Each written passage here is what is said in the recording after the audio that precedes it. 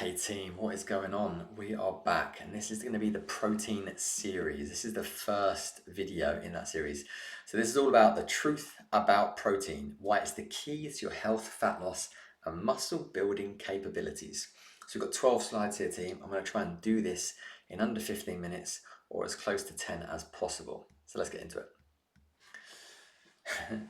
If you're not eating enough protein, you are probably losing muscle. Now obviously, being a client of mine, I drill this home all the time. And when I first found out and started reading about nutrition, there was a time where I was definitely massively under eating protein. But it's so critical if we're looking at health and longevity.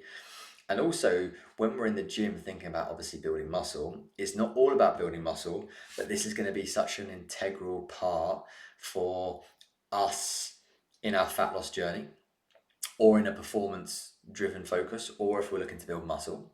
So it's really important that protein is one of the top priorities that we think about early on. So if you're not eating enough protein, you are probably losing muscle. Now in this video, I'm not going to go into how much protein you should be eating, but I just want that to be a little bit of a knowledge drop for you to think about when you're going about your day-to-day with your diet. So your current reality.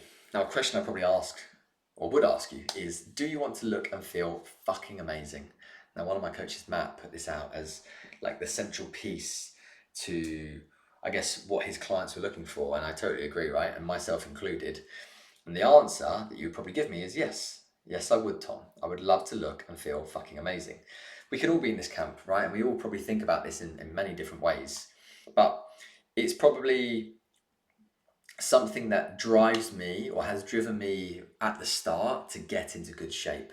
Because I think getting into good shape makes us feel good about ourselves, which makes and develops a little bit of confidence so we can be our more authentic self in day-to-day life. I think that's critical. Now, not only that, but you probably think about other things. So number one, we want to train with more intensity and take it more seriously. Now, training with more intensity could just be that you're looking to get stronger in our PT sessions. It could be that you're looking to go from doing our one-to-one sessions, but then also you're looking to piece in a solo gym session, or maybe you're a bit more performance driven. Maybe you want to sign up for an event. Maybe it's like climbing Snowdon. Maybe it's signing up for a High Rocks. Maybe it's doing a marathon and setting a time that you want to beat. So I think training with more intensity and taking it more seriously is definitely something that we all want to do. It's just going to be at different levels with it. Number two, we want to be healthier and feel more energized. I think be healthier, like limit setbacks, limit injuries, make sure we don't get sick too much, and energized. I think going from AM to PM with the same level of energy that we wake up with and we go to bed with would be amazing. I know when I started to take more care with this stuff, not just with my training, but also with my nutrition, my energy levels now are just constant because I care about my training, I care about my nutrition, I care about my recovery. I put quite a high value, it's quite high up in my values in terms of like that hierarchy of importance. So I think that's number two. Number three is we all probably want to lose some body fat and build some muscle. And we probably want to do this in different ranges with different levels of intensity. I think for women is we want to lose some body fat, build some muscle so we can tone up. We feel a little bit firmer and we want to maybe drop a dress size. That's wicked. For some men, it's probably a belt buckle down. Maybe it's putting their shirt on at work and maybe the top button's less tight. All of us probably going on holiday or being around a pool or being at the beach and wanting to take our clothes off to put our swimsuit on or to show off our swimsuit because we're happy with the work that we're putting in. You can see, or people would look at you and be like, wow, that person takes care of their health and fitness, they take care of their body, they probably exercise, they train. Like for me, it's not why I train, but like I go to the beach, I go to the pool and I'm happy to take my clothes off because I'm like, I work hard for this. I'm happy with the way I look. But what if I told you that what you're currently doing probably won't lead to the above? Now remember, before we get into this, you must eat enough protein.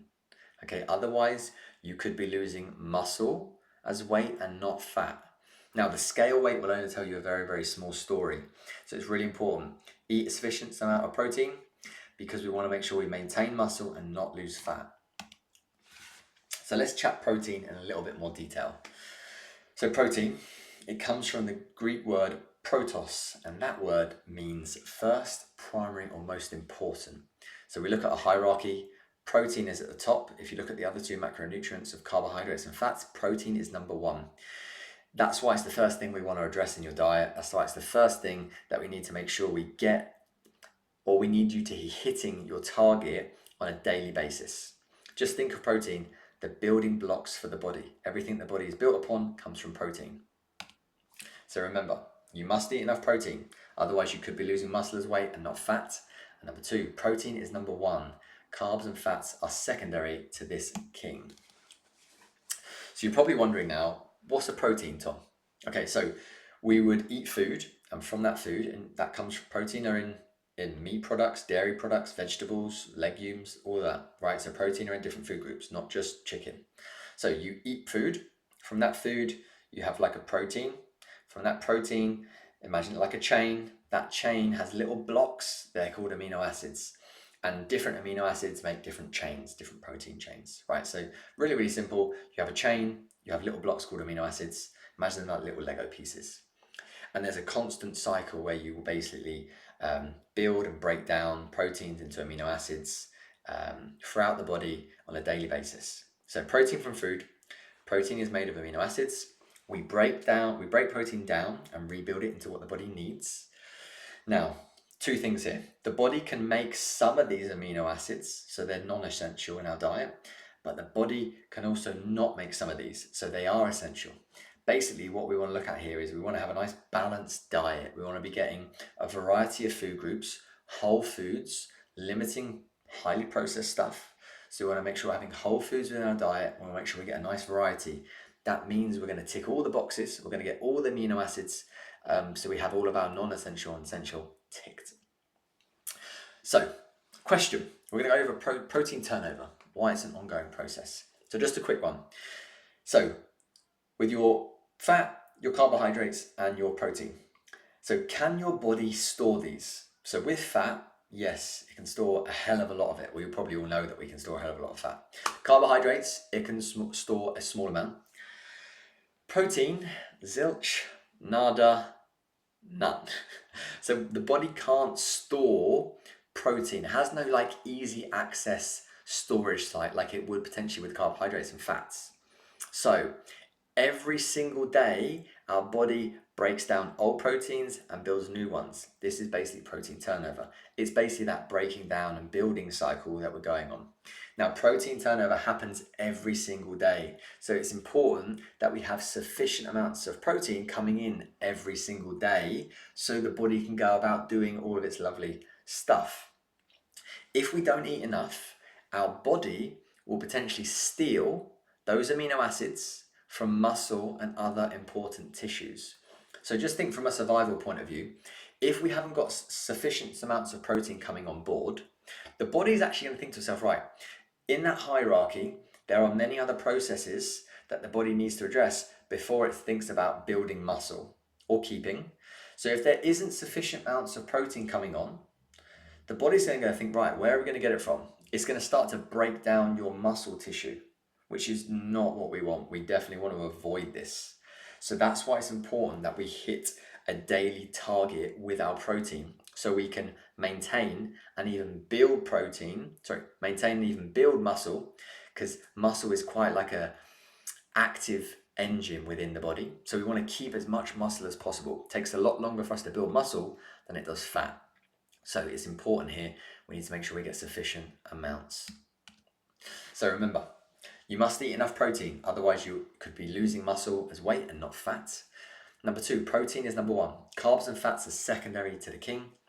And number three, we need a daily supply of protein. There is no easy access storage site. So why should you care? Well, hopefully we've gone over a few points already, but most people think that protein is just for muscle growth, which it is, but there's many other processes within the body, right? And like we said earlier, right, protos, that ancient Greek word meaning most important, it is our master nutrient. So it means if we want to really develop health, live a really good lifestyle, high energy, feel good, look good, all the above, we must make sure we're prioritizing protein. So it's the master nutrient for our metabolism.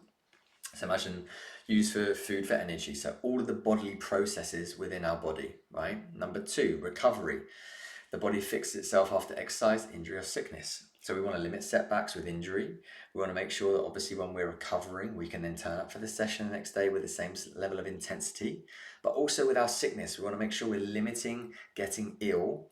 And we want to limit ourselves getting ill throughout the year. If we can limit getting ill, obviously then means we can obviously produce way more work, more intensity on a more frequent basis with any setbacks.